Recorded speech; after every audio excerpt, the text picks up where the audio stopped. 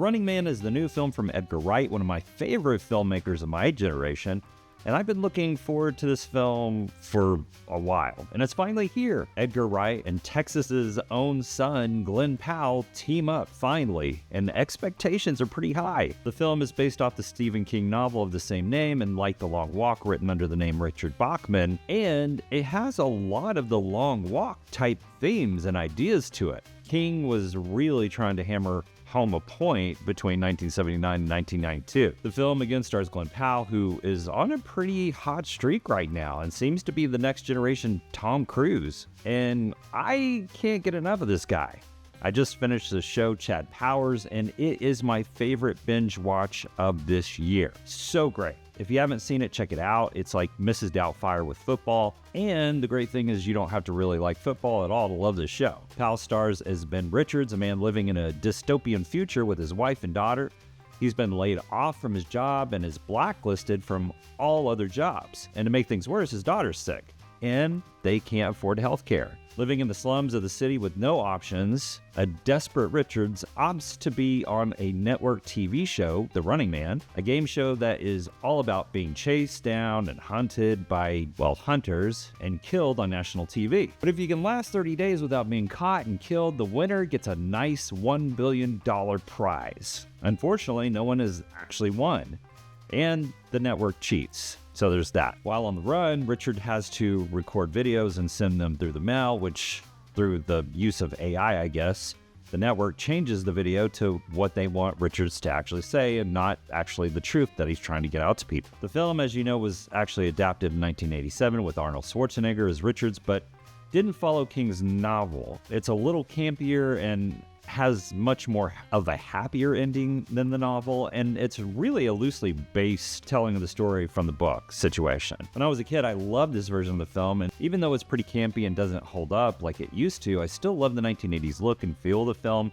and the idea of what they thought a dystopian 2019 would look like from an 80s mindset. Or was it 2017? The book is actually set in 2025, which makes this the perfect time to bring this story back to theaters. And to my surprise, it's much closer to the novel, which I'm a huge fan of. It's a little darker, a little grittier than the first film, but at the same time, it pays a lot of tribute to the original film and, of course, Arnold by actually putting him on the $100 bill. And you see a lot of Easter eggs throughout the film from the original film. The only one that I really wanted to see from the first film didn't make the cut. Who loves you and who do you love? Why didn't they you could have just, come on. Regardless, the story is straight from the novel, with some exceptions where it gets too dark in the book, and they felt that they had to lighten it up a bit. Like in the novel, Richard's wife is a prostitute, and the end of the film is really dark. So yes, the end of the film is different, but not by much. And I actually kind of preferred this ending because of the context that the film gives about the network lying to the community and twisting the truth to get them to essentially follow the network blindly. The network uses AI and just fake facts to make the show more entertaining, but also to get the crowd to want the runner to be caught and executed. This film seems very close to our reality in a lot of ways, and it does get a little preachy towards the end of the film, but it does give the film more depth than it just being an action film like the original 80s film. It dives deeper into the meaning of the book. In this Running Man version, the runner is allowed to go anywhere in the world, unlike the original film, and follows the book going to Boston, New York, and just like the book, Derry, Maine, the same town from the book It. You can also see more of King's earlier work Easter eggs, like a matchbook from Darnell's Garage, a nod to King's book Christine. And if you look at the names of the jumpsuits that the contestants wear, you'll see names of other King characters. The cinematography isn't exactly what you would expect from an Edgar Wright film. There are some whip pans and some quick insert shots like most of his films, and we do get a classic dolly zoom shot, which I know they're overused, but still effective in my opinion. But his shooting and in the editing, it doesn't really feel like his signature look, and I'm okay with that. I think a lot of film critics were kind of disappointed by the change, but I actually think it was a smart decision. His style in past films, they're a lot of fun and they look great, but I think he's wanting to be more than his past films. I think he's branching out with the new technique. Well, new to him, I guess. This is actually the first of his films to be shot all on digital. So he's trying new things, growing his look, or making the look match the film, being purposeful in each shot, instead of just using the same techniques in every film with no reason or rhyme to it, not just because it looks really cool. And the film actually looks really great. The grittiness of the poor and destitute compared to the bright, saturated colors of the network and the rich community, giving that obvious separation of classes. And Glen Powell is the highlight of the film. The guy is just so fun to watch on screen. He really shines when he's in a sarcastic role where his sense of humor and likability really shine. It's really hard not to like this guy on screen.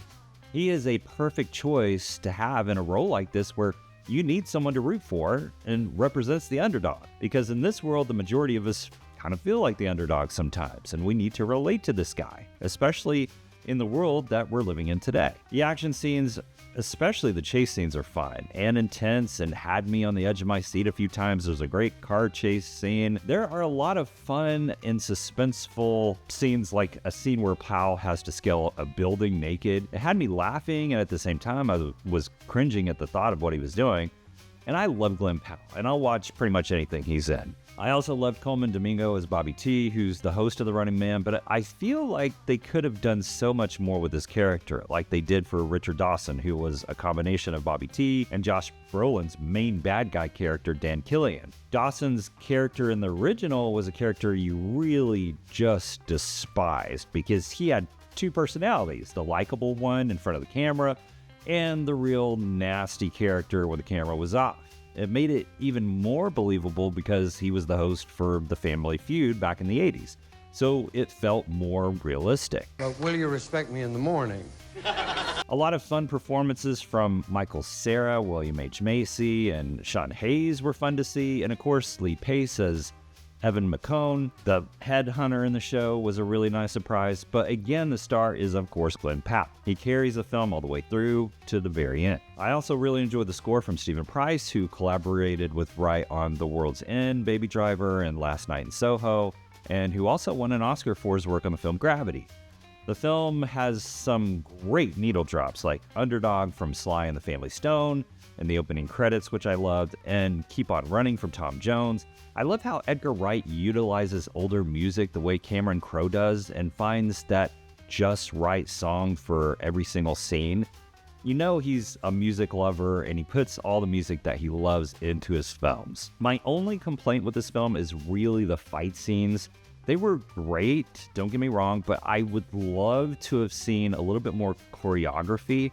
It didn't need to be like John Wick, but maybe just a little more defined and a little less messy, and maybe slow it down a bit. But maybe it was supposed to feel messy, I don't know. But I'm thinking specifically on one scene where they're on a plane in a tight cockpit. Some of the fight scenes worked and other felt a little less memorable. But all in all, I have to say, for what this film is, I loved it and I had a great time watching it. I know some of the critics out there are saying it's not their favorite Edgar Wright film, and that's fair. I get that.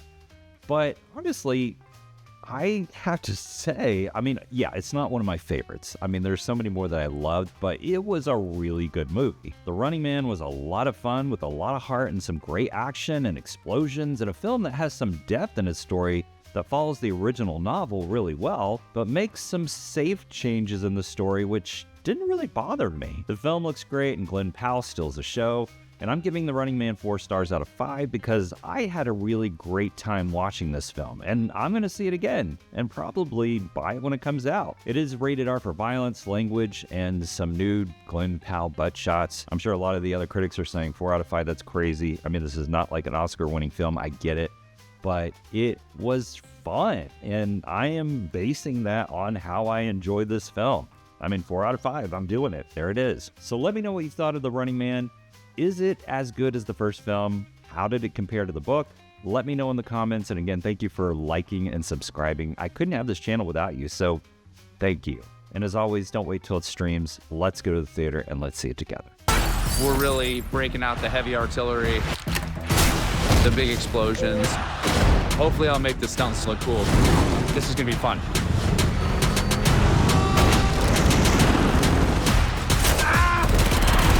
definitely fired up about it. I'm still here.